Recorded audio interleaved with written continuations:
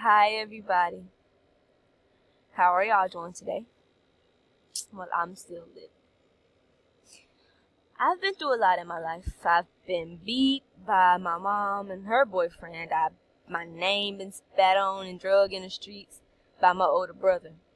My name is not just a name. I show respect and I give it back.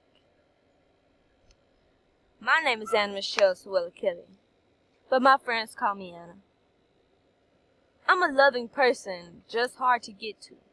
My aunties and my cousins don't talk to me.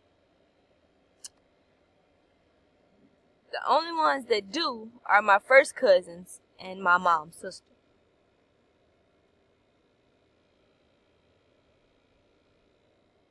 I live in pain all my life. I write despite myself.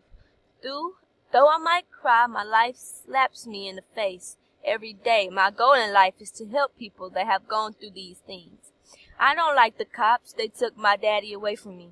They bust his head, blood running down the stairs. That was a bad day. No, I don't like DHS because they would have let me rot. They came to my house, although it's not necessary, just to get us in trouble. I was crying for help, but they didn't come.